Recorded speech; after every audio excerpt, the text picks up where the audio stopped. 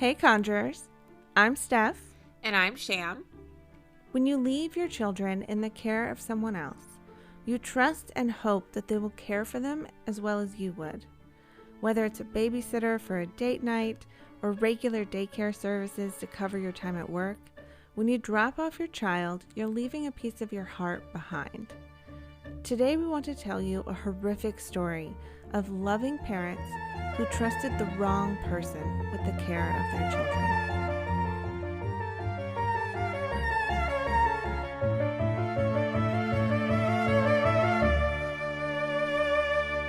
Sylvia Marie Likens was born on January 3rd, 1949, to Lester and Betty Likens. She was the odd one out, squeezed between two sets of twins, an older set of twin siblings, Diana and Daniel, and a younger set of twins, Jenny and Benny. Lester and Betty were loving parents who did their best to provide for their children, but neither had higher than an 8th grade education. They jumped from odd job to odd job, often settling on selling candy, beer, and soda at carnival stands. They moved around a lot following the carnivals and regularly experienced severe financial difficulties. Most of the time, they took their sons with them to help while working the carnivals, but they feared for the safety of their daughters in that environment. This led them to leaving their 3 daughters behind, usually with trusted friends and family. In July of 1965, Sylvia was in the height of her sweet 16s. She was a beautiful, confident, and friendly girl with long, wavy brown hair and an infectious smile, despite a missing front tooth from roughhousing with her brothers when she was 7. She, like most teenage girls at the time, loved the Beatles. Even though she was only 1 year older, she really took care of her younger sister Jenny and was very protective of her. Jenny had a limp leg as a result of catching polio and had to wear a brace in order to walk. Sylvia would earn spending money by babysitting and helping people in the neighborhood with errands. She often spent that money on trips to the skating rink for her and Jenny. Sylvia would fasten one skate to Jenny's strong foot and then hold her hand so she could skate with the other kids. The family had recently moved to Indianapolis, Indiana, where Sylvia and Jenny met Paula and Stephanie Banisowski at Arsenal Technical High School that year. They were about the same ages and instantly clicked. They started spending time together after school, listening to music and talking about boys. On June 3rd, their mom Betty was arrested for shoplifting, and Lester had to arrange for someone to keep the girls so he, Betty, and the boys could take off after the carnivals as soon as she was released. He started talking one day with Paula and Stephanie's mother, Gertrude, about his need to find someone to take care of Sylvia and Jenny while they were away. Since their daughters got along so well, they agreed it would be a perfect fit for Gertrude to take them in. He agreed to pay her $20 a week for their board and care, and Gertrude promised to take care of the girls as if they were her own until Lester and Betty returned in November. I'm not trusting anyone with the name Gertrude. I'm sorry. I'm just not doing it. It's definitely got a certain feel to it. Lester probably didn't care, though. He was desperate, and his wife most likely usually took care of those kinds of arrangements for the kids. Well, with a name like that alone, you have to be an angry individual. Well, if Lester had taken the time to really investigate Gertrude or her home, he may have made a different choice. You see, Gertrude was actually a pill-popping, chain-smoking, single mom of 7 children with a violent temper, living in very bad conditions at 3850 East New York Street in Indianapolis, Indiana. $20 a week was exactly what Gertrude needed at that time.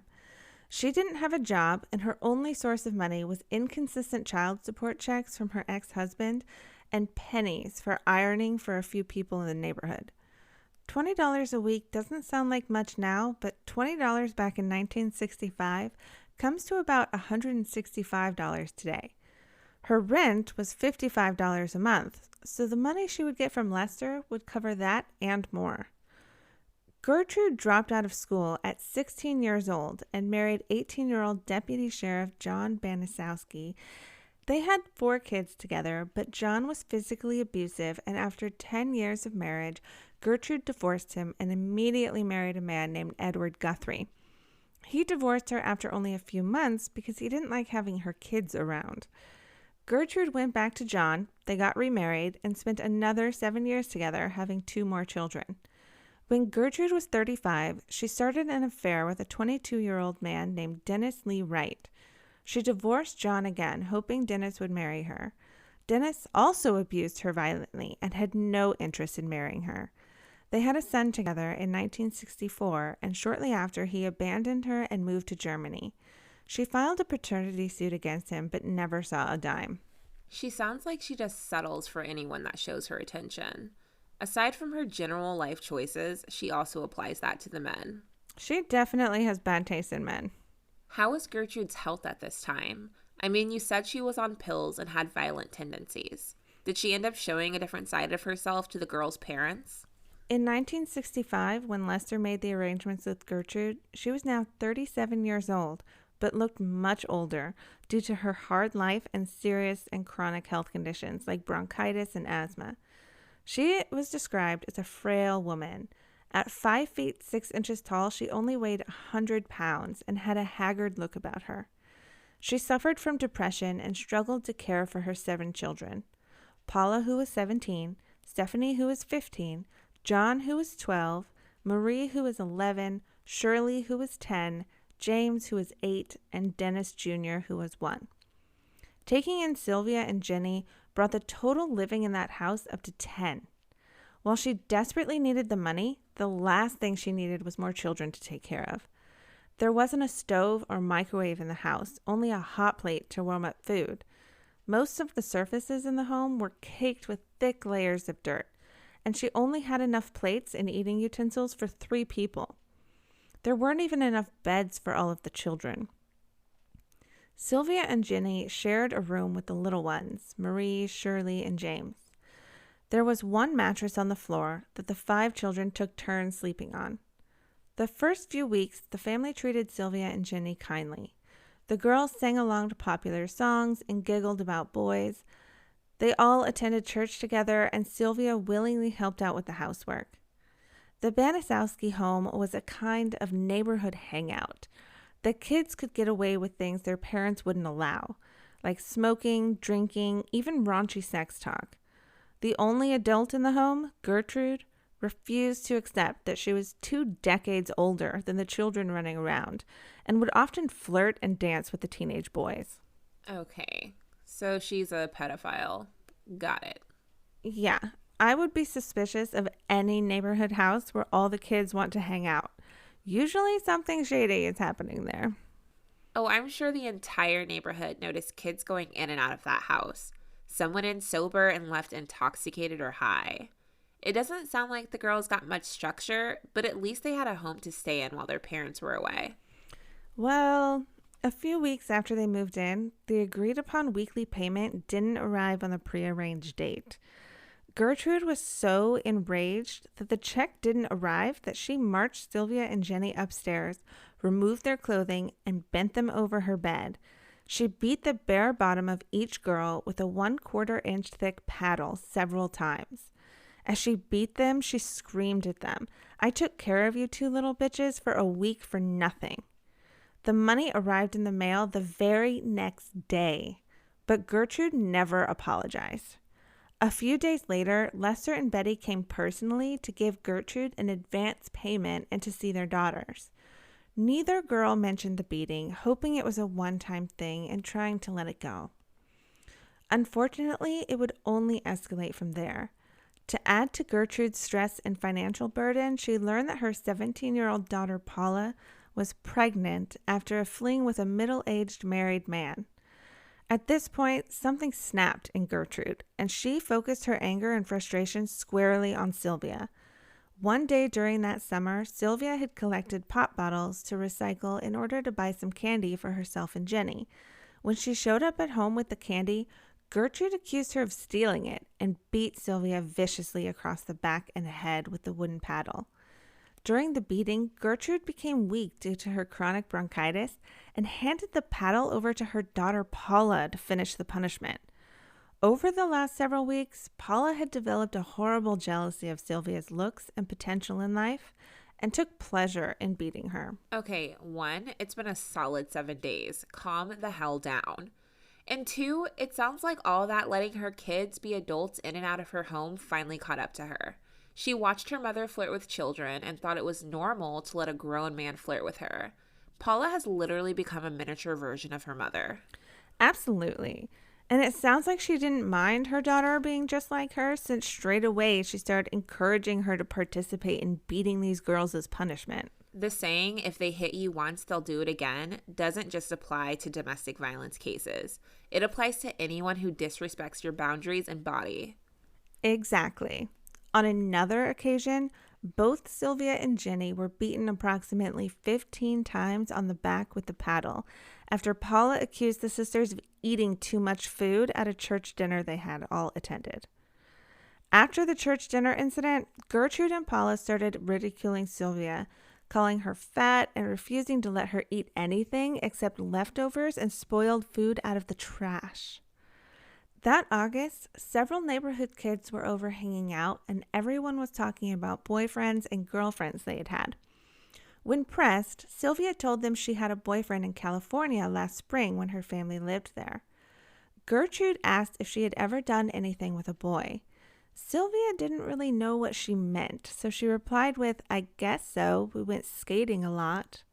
They all laughed at her and continued to press her on more intimate things she had done with a boy.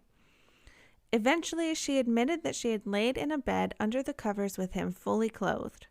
Hearing this, Gertrude was disgusted with Sylvia and started calling her names and screaming at her to never do anything with a boy until she's married. Sylvia tried to defend herself, insisting she didn't do anything, but that only made Gertrude more angry. Gertrude and Paula then started kicking Sylvia in the genitals, laughing and claiming that they were helping her out in case she was pregnant. Kicking her wasn't enough for Gertrude, though, who likely wanted to take out her shame and frustration over her own daughter's teenage pregnancy on Sylvia. She demanded Sylvia show Jenny what kind of a girl she is. She forced Sylvia to strip naked and masturbate with a Coca-Cola bottle while Gertrude's own children and the neighborhood boys all watched and laughed. She refused to let Sylvia stop until she had climaxed in front of everyone. After it was over, Gertrude and Stephanie forced Sylvia into a bath of boiling water to cleanse her of her sins until her skin was covered in blisters. Okay, I'm not here to shame teenage mothers. Shit happens. But your daughter full on had sex and has the proof in her stomach right now, yet you're disgusted with Sylvia? Also, it doesn't matter if Sylvia is a girl and Gertrude is a woman. You watching a child masturbate is pedophilia. On top of that, you're letting your little children under 12 watch this too. This is so horrifying to even think about, let alone live through. It seriously makes me feel sick. I completely agree with you, but even more that she's distributing child pornography live by forcing Sylvia to do this in front of other people. Only a truly evil person would do something like this. It gets worse. Everyone started joining in on the abuse at this point. One night during dinner, Paula kicked Sylvia's chair out from under her, yelling, "You ain't fit to sit in a chair." A neighborhood boy there for dinner named Randy Lepper joined in by force-feeding a hot dog overloaded with spices and condiments down Sylvia's throat. She vomited, and as a result, they forced her to eat her vomit off the floor while they laughed. By the end of summer, Sylvia was regularly being verbally tormented, assaulted, starved, beaten, burned, and forced to commit humiliating acts. In late August, new neighbors moved in next door. Phyllis and Raymond Vermillion threw a backyard barbecue in order to get to know the neighborhood. During the course of the barbecue, Phyllis noticed Sylvia wandering around the yard with a black eye. Paula proudly announced to Phyllis that she was the one who had given it to her. Then, with Gertrude's approval, Paula approached Sylvia with a glass of steaming hot water and threw it in Sylvia's face. Neither Phyllis or Raymond reported this incident to the authorities. A week later, Phyllis stopped by to borrow something from Gertrude and noticed Sylvia wandering around as if she was in a daze with swollen lips and another black eye. but this time her eye was swollen shut. Paula took it upon herself to demonstrate for Phyllis how it had happened by taking off her belt and beating Sylvia right there in front of her. Still, Phyllis did nothing. Okay, lock Phyllis and Raymond up too, since they didn't want to be adults in the situation. At this point, everyone's failing Sylvia. She had to feel helpless and embarrassed. What adult in their right mind witnesses that and doesn't do anything? I agree. Phyllis and Raymond are also responsible. I'm making a list. What about outside the neighborhood? She's still a minor, and school is mandatory. At least now it is. Yeah, so the children all returned to school in the fall, and Sylvia felt a little bolder with more freedom outside of Gertrude's house. In what was likely Sylvia's only act of retaliation, she spread rumors at their high school that Paula and Stephanie were prostitutes. A boy jokingly propositioned Stephanie and told her about the rumor Sylvia had started. When they all returned home that day, Stephanie confronted Sylvia. She admitted to starting the rumor, and Stephanie punched her in the face. Sylvia apologized, and she and Stephanie actually made up. But that wasn't the end of it. When Stephanie's 15-year-old boyfriend, Coy Hubbard, heard the rumor, he brutally attacked Sylvia, beating her head against a wall and slamming her backwards onto the floor. Gertrude wasn't going to let it go either. She beat Sylvia with the paddle and hurled filthy names at her. One day, Sylvia came home from school and told Gertrude that she needed a sweatsuit for gym class. When Gertrude told Sylvia that they couldn't afford one, Sylvia stole it from school. Gertrude questioned Sylvia about her new gym outfit, and eventually she confessed. In order to cure Sylvia of her sticky fingers, Gertrude burned the tips of each of Sylvia's fingers with a lit cigarette. Afterwards, she made Sylvia bend over while she whipped her with a belt. After this incident, anyone who smoked in Gertrude's home began putting their cigarettes out on Sylvia's body as a reminder for her not to steal. Jenny and Sylvia were too afraid to notify either family members or adults at their school of the increasing incidents of abuse and neglect they were enduring. They were afraid that doing so would only worsen their predicament. Jenny, in particular, had been threatened by Gertrude that if she told anyone what they did to Sylvia, she herself would be abused and tortured the same as her sister. Teachers and other adults at the school noticed the open sores and bruises and other signs of abuse, but without Sylvia telling them outright, they didn't feel there was anything they could do. There was one 12-year-old girl who saw the abuse happening to Sylvia and went home and told her mom that at Gertrude's house they were beating and kicking a girl. Her mother replied that that is what happened when someone needed to be punished. Oh, okay. So are all the parents in the neighborhood just brutally beating the shit out of their kids then? Because I'm confused. This has to be a neighborhood of monsters. There's no other explanation other than every single person living in that neighborhood, adult and child, are certifiable psychopaths. I still can't believe the teacher said nothing. Around this time, Sylvia gradually became incontinent as a result of all of the physical abuse. Gertrude was disgusted by Sylvia's bedwetting and decided that she was no longer fit to live with humans and locked her in the basement. The lack of a toilet in the basement forced Sylvia to defecate and urinate on the floor in corners of the room. Occasionally, she was tied to the railing of the basement stairs with her feet barely touching the ground. Gertrude started calling Sylvia Dirty Girl and started subjecting her to a daily bathing routine. The routine consisted of filling a bathtub with scalding water, tying Sylvia's wrists and ankles, and then dunking her into it. Following the baths, Paula would rub handfuls of salt all over Sylvia's nude body. In September, the girls encountered their older sister Diana at a local park. Both Jenny and Sylvia told Diana about the abuse they were experiencing at the hands of their caregiver, adding that Sylvia was being specifically targeted. Neither sister mentioned the actual address where they were living, and initially Diana believed her sisters must be exaggerating.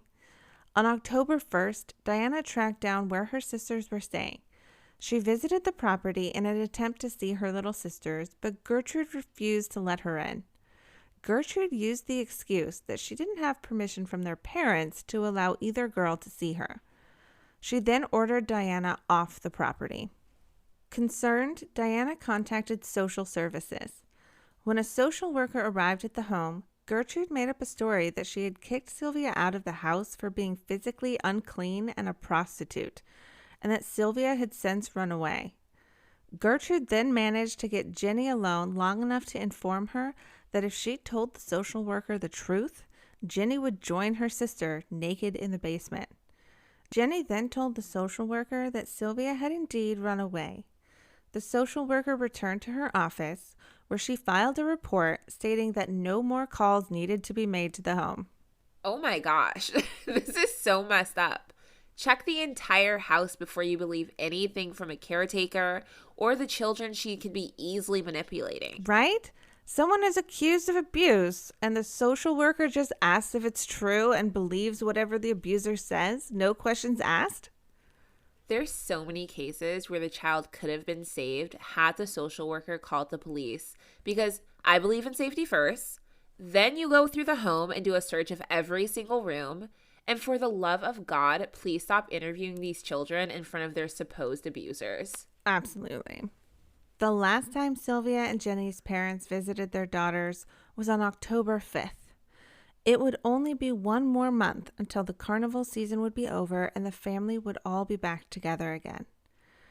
It would only be one more month until the carnival season would be over and the family would all be back together.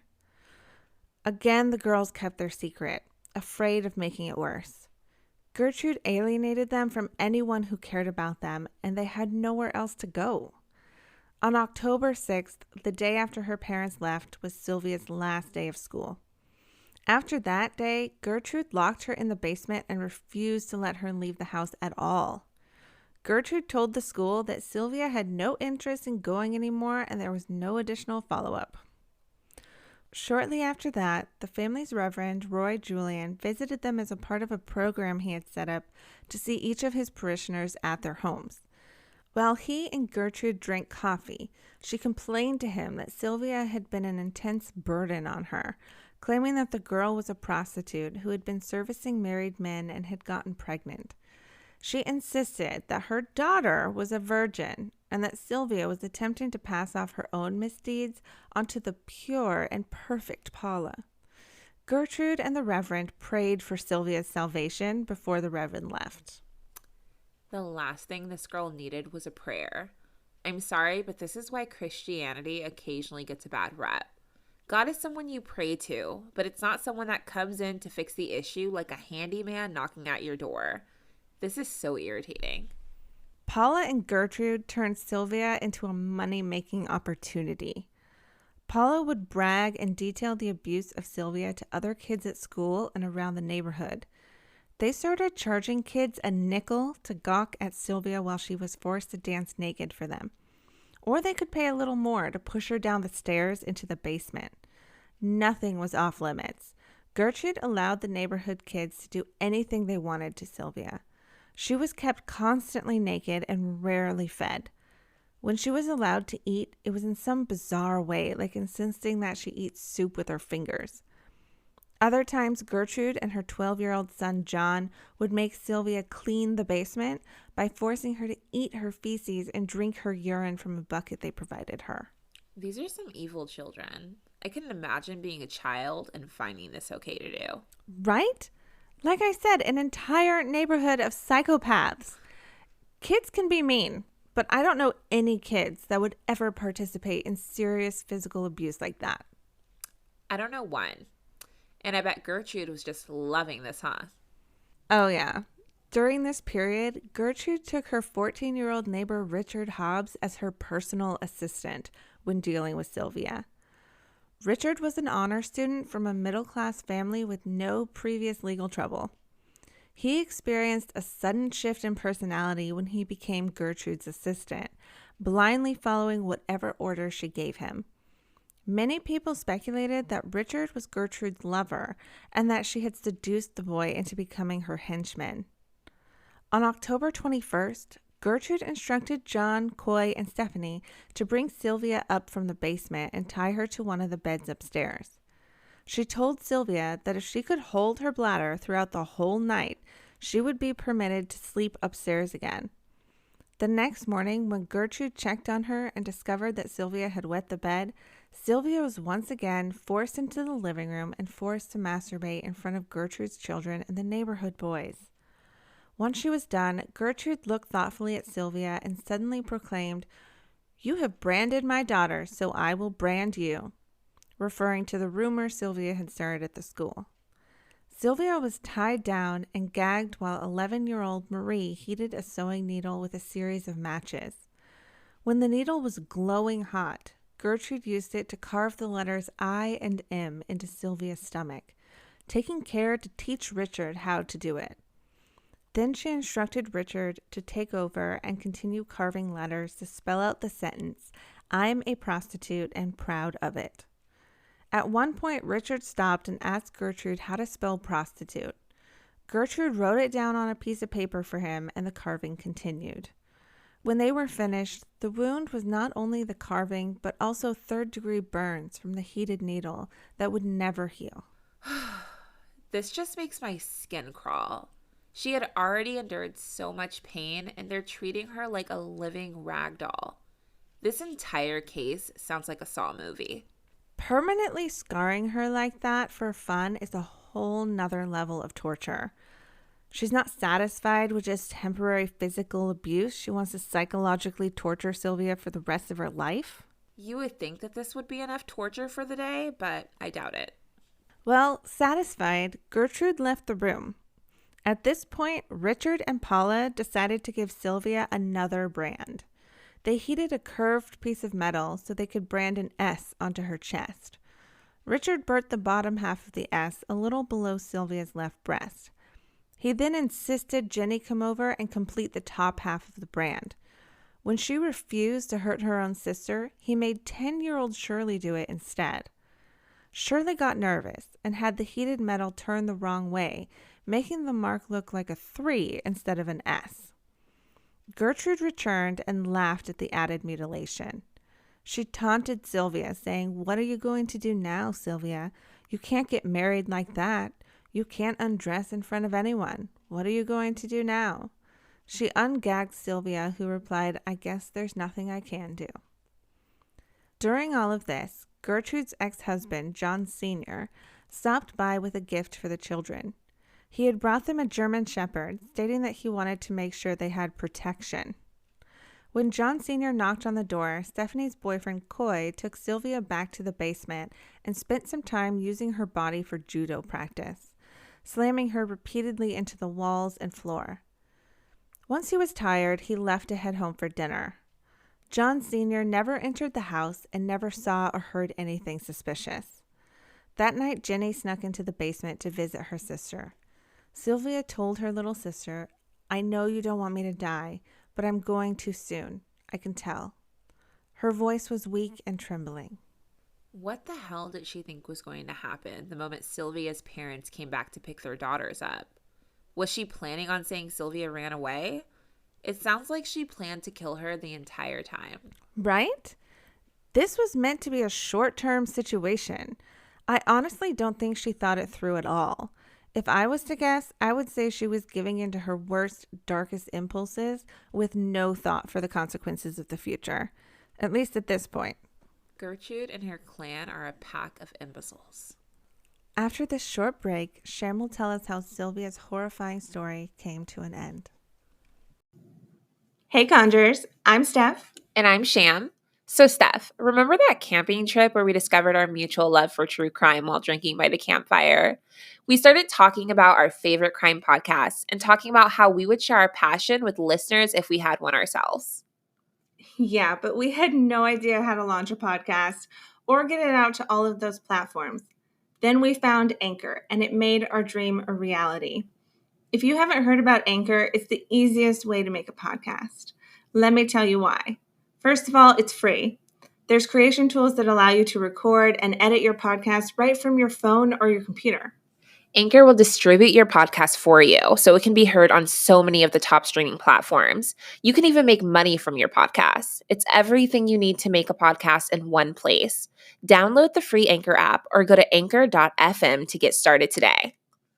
On October 22nd, Gertrude must have been starting to panic because she forced Sylvia to write a bizarre letter to her parents, as she told Sylvia exactly what to write.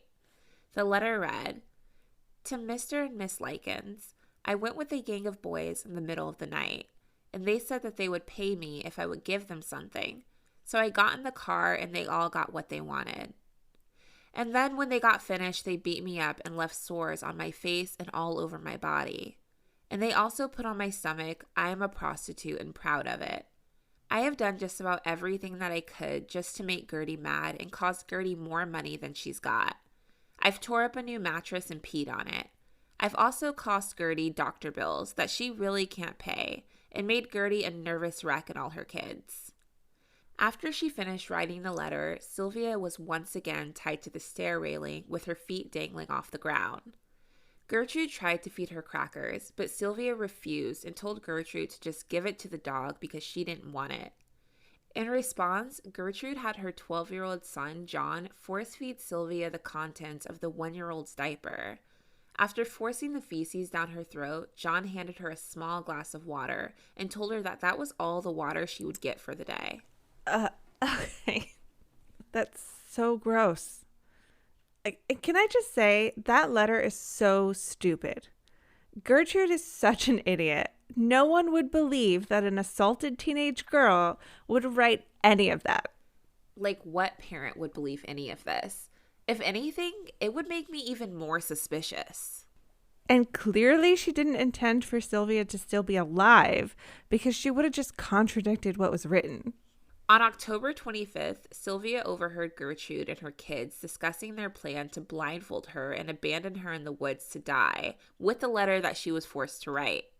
She knew she had to make an escape. She made a break for the front door, but due to her extensive injuries and her general weakness from malnutrition, she didn't make it off the property. Gertrude took her back to the basement and force-fed her toast. She was extremely dehydrated and completely unable to eat at that point. This angered Gertrude, and she started beating Sylvia in the head and face with a curtain rod. When Gertrude got tired, Coy took over the beating until Sylvia passed out. The next morning, on October 26, Sylvia was unable to speak or coordinate her body movements. Gertrude brought her to the kitchen and tried to force-feed her a donut and a glass of milk. When Sylvia was unable to get the glass to her lips properly, Gertrude threw her to the ground out of frustration. Sylvia was becoming delirious, repeatedly moaning and mumbling. Gertrude ordered someone to take Sylvia back to the basement. That afternoon, several more of her tormentors arrived for their sick daily entertainment at her expense. John sprayed her with the garden hose while he and the neighborhood kids laughed. Jenny couldn't take it anymore and left to go do some gardening for a neighbor in hopes of earning a little bit of money. Sylvia tried again to escape the basement, but collapsed at the bottom of the stairs. In response, Gertrude stomped on Sylvia's head before they all exited the basement. Shortly after 5:30 that evening, Richard returned and headed straight to the basement as usual. This time, he found Stephanie crying and holding Sylvia's limp body. Stephanie was tasked with cleaning Sylvia up, but panicked when she found her unresponsive. Stephanie and Richard carried her up to the bathroom and gave her a warm bath. While bathing her, she stopped breathing, but Gertrude shrieked over and over that she must be faking, beating Sylvia's lifeless body with the book, trying to wake her up. They laid her on the mattress in one of the bedrooms and attempted to perform mouth-to-mouth resuscitation, but Sylvia had succumbed to her injuries. These people are pure evil. How are they going to act surprised when she dies from the months of brutal torture? You know that meme of Pikachu all shocked over something you should obviously not be shocked over? I'm mentally inserting that into this case right now. And they still had no remorse. None of them cared at all about Sylvia. They only got upset when they knew they were about to get caught. Did they call the police or did they try and cover it up? By this time, Gertrude was panicking. She was hysterical and crying frantically that they were going to get caught. They all spent hours getting their story straight and deciding what to do. At Gertrude's instruction, Richard called 911 from a nearby payphone, then went home to watch what remained of his favorite TV show, the pop music entertainment program called The Lloyd Thaxton Show. When the police arrived at about 6:30 p.m., Gertrude handed them Sylvia's letter and told them Sylvia had run away recently and had just returned clutching that note. Gertrude pretended to be distraught over what had happened to her and told police she had been trying to doctor Sylvia before they arrived. But the story wasn't adding up. The officers found Sylvia's emaciated, lifeless body laying on the soiled mattress on the floor. Sylvia's lips had been practically chewed through, and all 10 of her fingernails were bent backwards and broken. She had hundreds of various types of wounds all over her body, all different stages of healing, suggesting long-term and ongoing trauma. The police asked Jenny, as Sylvia's sister, what had happened to her, and she parroted exactly what Gertrude had told her to say. But at the end of her rehearsed statement, she whispered to the officers, "If you get me out of here, I will tell you everything." With Jenny's help, Gertrude was arrested, along with 8 of her child accomplices. Police didn't have any trouble getting details from the children. They each explained their participation in the torture in detail, and when asked why they did it, they explained calmly that Gertie told them to. Gertrude, of course, claimed she never beat Sylvia and blamed it entirely on her children and the neighborhood teenagers. She said she knew nothing about it at all. I love that Jenny was like, "Get me out of here and I'll tell you everything." She was not going to back these monsters up. Gertrude seriously threw her kids under the bus right from the start. Mother of the year. Right? Imagine the cops left and Gertrude thought she got away with Sylvia's murder. Jenny would so obviously be next. She knew what was up and she was probably enraged that her sister was murdered. I wish she would have told an adult sooner, but at the same time, this town of adults seemed to be incompetent. She did, though. They told their sister, who called social services, and still no one helped them. This moment was Jenny's last chance to get help, and if she hadn't taken it, she totally would have been next. We already know the neighbors didn't care enough to help. Well, that didn't stop the officers, because they went around to the neighbors to see if anyone in the neighborhood had additional information on Gertrude, and learned from several of them that they had heard screams and someone yelling for help the night before, but decided not to report it.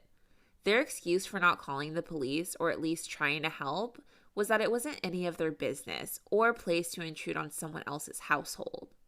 One neighbor said the scream stopped sometime around 3:30 that morning, so she figured it had been resolved.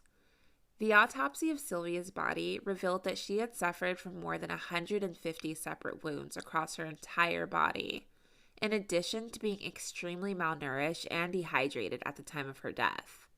The wounds themselves varied in location, nature, severity, and stage of healing. Her injuries included burns, severe bruising, and extensive muscle and nerve damage. Her vaginal cavity was almost swollen shut. Although an examination determined that her hymen was still intact, discrediting Gertrude's continued assertions that Sylvia was promiscuous and a prostitute. The official cause of Sylvia's death was listed by coroner Dr. Arthur Keeble as a subdural hematoma due to her receiving a severe blow to her right temple.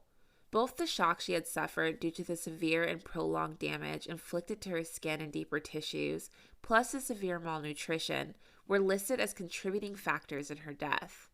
The coroner noted that the rigor mortis had fully set in at the time of the discovery of her body, indicating Sylvia may have been deceased for up to 8 hours before she was found by police. Jesus. All of those people who heard her screams and saw signs of abuse and didn't do anything should be ashamed of themselves. They enabled a 16-year-old girl's torture and murder. This is a murder caused by the entire community at the end of the day. I completely agree. Did Gertrude really try to stick with her excuse that she had no idea what was going on? Gertrude didn't hold out long, and by October 27th, she had confessed to having known the kids had been physically and emotionally abusing Sylvia.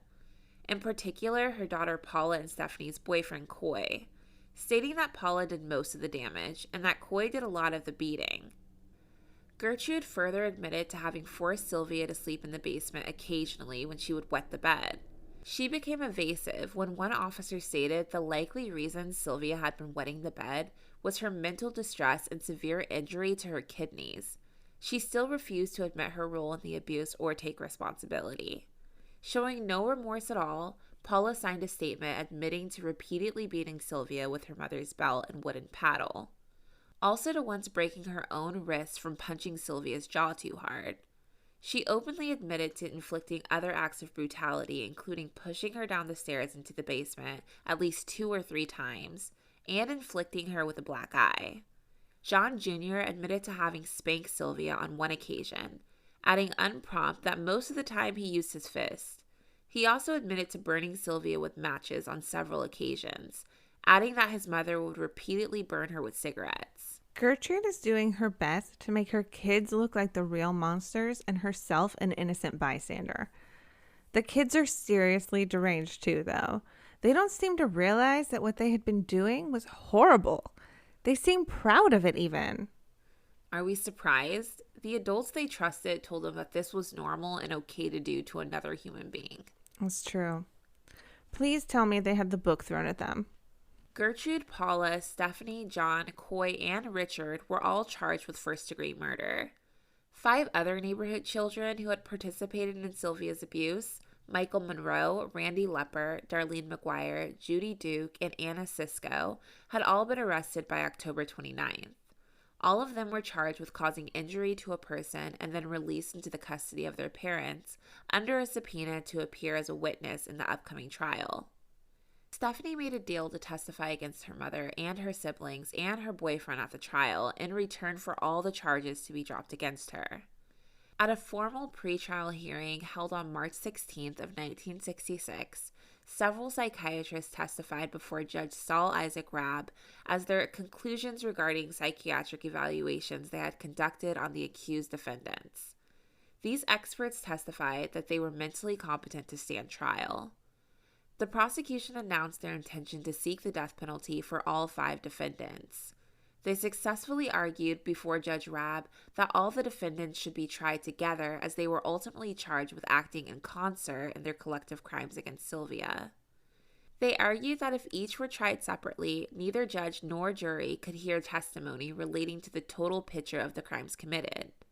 The trial was scheduled a month out so Paula could give birth to her baby girl, who she named Gertrude after her mother. I can't believe Paula named her baby after her evil mother. Even after Gertrude threw Paula under the bus, she still idolized her. She's setting her child up to be an angry person. Not a good name. Sorry to anyone that might be named Gertrude. Okay, but I don't agree with them letting Stephanie off completely. She should have just been charged with a lesser sentence or something. What happened at the trial for the rest of them?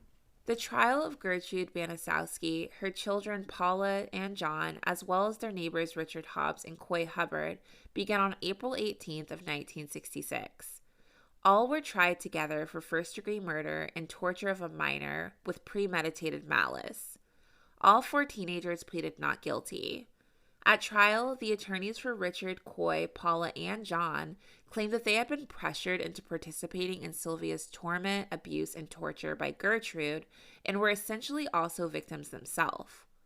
Gertrude simply pleaded not guilty by reason of insanity.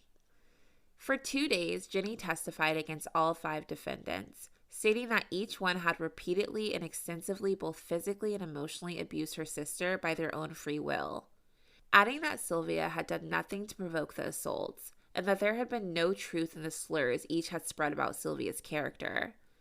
During her testimony, Jenny stated the abuse her sister and herself had endured began approximately 2 weeks after they began to live in Gertrude's household, and that the abuse her sister was forced to endure escalated quickly.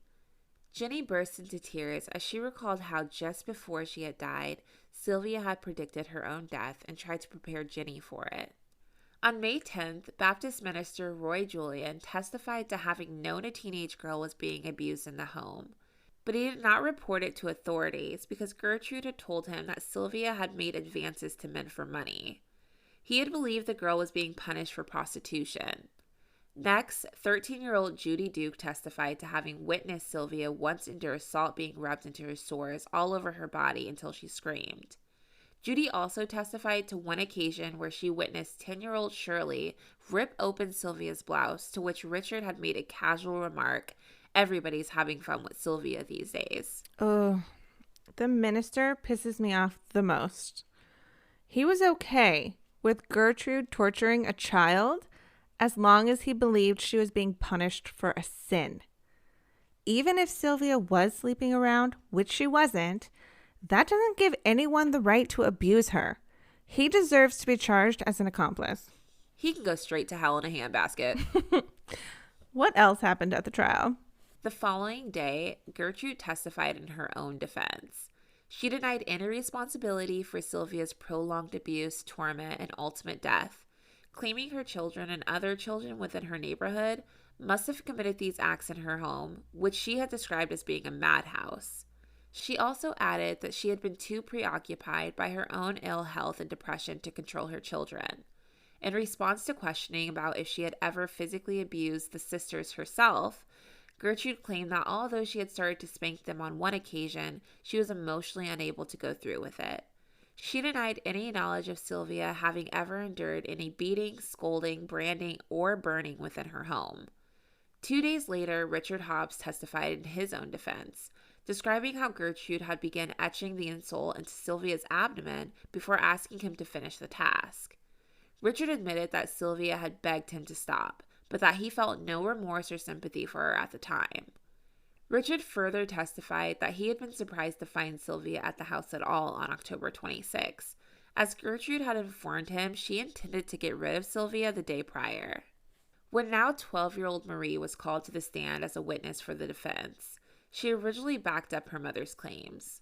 Under cross-examination, though, she broke down and cried out, "Oh God, help me." At that point, she turned against her family. She admitted that she had heated the needle that Richard had used to brand Sylvia's abdomen. Marie also testified about her mother's indifference to Sylvia's obvious distress and suffering in relation to the physical and mental abuse she had suffered with Gertrude's full knowledge. Marie added that although all 5 defendants had repeatedly tormented Sylvia, she witnessed her mother and sister committing these acts more often than anyone else. I just really hate these people. Gertrude more than anyone else, but the kids too. How did so many psychopaths end up in one neighborhood? I mean, I know Gertrude was creating them with her own children, but the rest of the neighborhood kids? All of these kids deserve to be locked up, and they should all be checked for mental illness because none of these actions should have come from any person of sound mind. 100% agree. I bet people went crazy over this case when it came out. Oh, the trial was a circus when it came to spectators. The courtroom's 50 seats filled up quickly every day of the trial. Lines formed outside the courtroom, and when the doors opened at 8:30 a.m., the rush for the seats began. Judge Rabb sometimes allowed as many as 100 spectators to stand against the walls to watch. During the 5th week of the trial, 2 women even got into a fight over a seat. The loser walked away without a seat at the trial and a badly cut hand. At one point during the closing arguments, an attorney looked at the overflowing crowd in the courtroom and said, "If some of these people had been this concerned about Sylvia earlier, she would probably still be alive today." The trial of the 5 defendants lasted 17 days before the jury left to consider its verdict. On May 19th of 1966, after deliberating for 8 hours, the panel of 8 men and 4 women found Gertrude guilty of first-degree murder and sentenced to life imprisonment. Paula was found guilty of second-degree murder and also sentenced to life imprisonment. Richard, Quay, and John were found guilty of manslaughter, and each was sentenced to anywhere from 2 to 21 years in the Indiana Reformatory. Upon hearing Judge Rapp pronounce the verdicts, Gertrude and her children burst into tears and reached out to console each other, while Richard and Quay remained impassive. Okay, first off, I agree with that lawyer that if even a few of those people obsessed with being involved in the trial had gotten involved on Sylvia's behalf, she would still be alive. Secondly, those boys got off easy with manslaughter. Oh, that lawyer had time that day. He told the crowd exactly what they needed to hear. And there's no way those boys didn't grow up to be sickos. Well, at least Gertrude and Paula will spend the rest of their lives in prison. Well, not exactly. In September of 1970, the Indiana Supreme Court reversed the convictions of Gertrude and Paula on the basis that the judge had denied repeated requests by the defense counsel at their original trial for both a change of venue and separate trials. This ruling further stated that the circumstances regarding the atmosphere created during their trial, due to the extensive media publicity surrounding the case, impeded any chance of either defendant receiving a fair trial. The pair was retried in 1971, where Paula opted to plead guilty to voluntary manslaughter rather than face a retrial. She was sentenced to serve a term between 2 and 20 years imprisonment for her part in Sylvia's abuse and death. Despite unsuccessfully attempting to escape from prison twice, Paula was released in December of 1972. All in all, Paula only served a total of 7 years in prison. She changed her name to Paula Pace and wasn't heard from again until 2012, when her real identity was discovered via Facebook. She had been living in Marshalltown, Iowa, working as a teacher's aide with special needs students.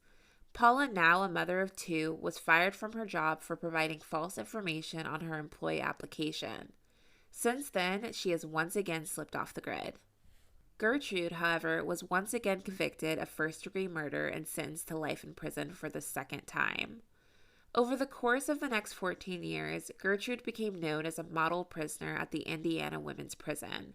She worked in the prison's sewing shop and was known as somewhat of a den mother to younger female inmates, becoming known to some within the prison by the nickname Mom. Gertrude was up for parole in 1985 after serving the minimum of 20 years in prison. 40,000 Indiana citizens fought to oppose her release alongside Jenny and the rest of Sylvia's family. The parole board was split on the vote, but in the end, it barely came out in Gertrude's favor. She was released on December 4th of 1985. She then changed her name to Nadine Van Fossen and moved to Iowa. On June 16th of 1990, Gertrude died of lung cancer at the age of 62.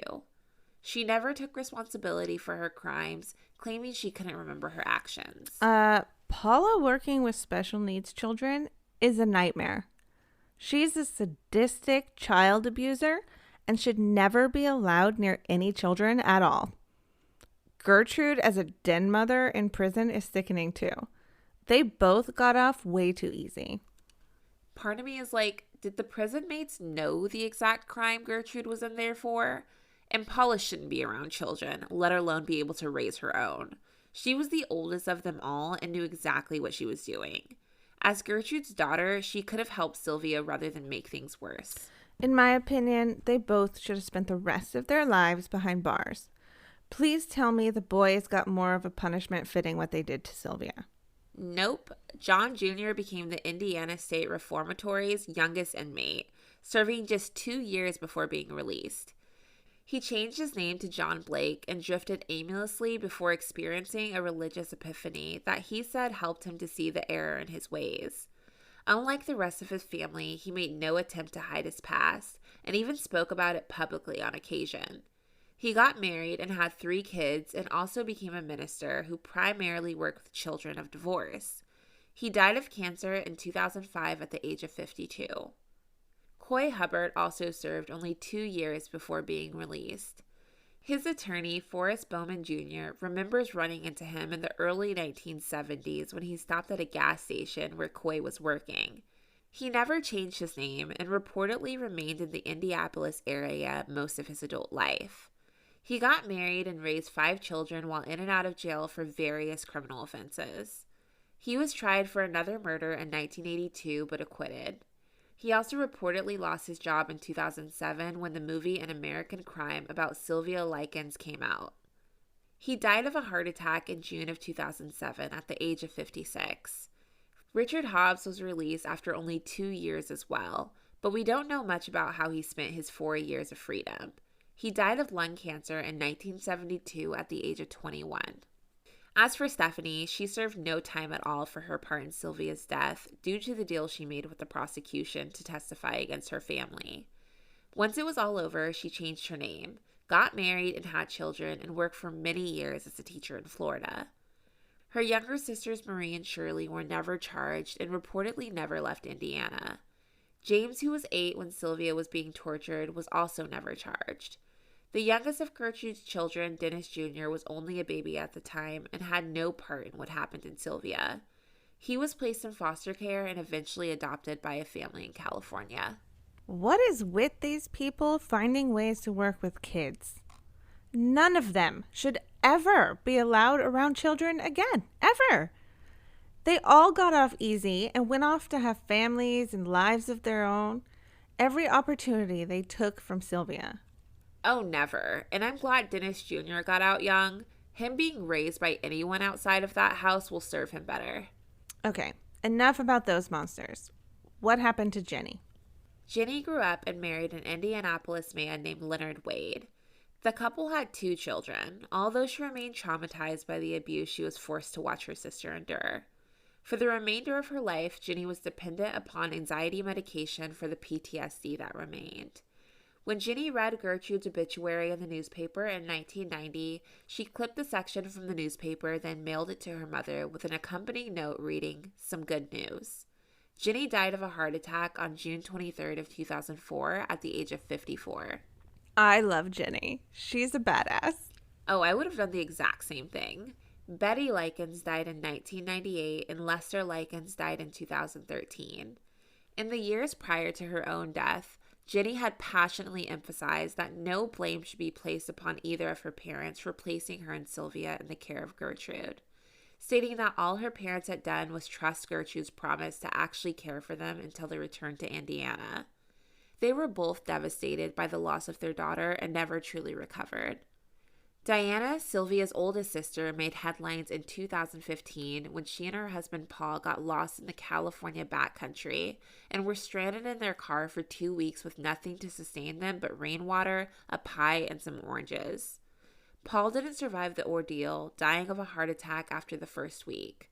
Diana, near death and unconscious, was discovered and rescued by off-roaders. This family just couldn't catch a break. Yeah, that's like one of those traumatic experiences no one could have saw coming. Sylvia's not still trapped haunting that house or something, is she? Valid question. The house at 3850 East New York Street, where Sylvia was tortured and murdered, stood vacant for many years after her death.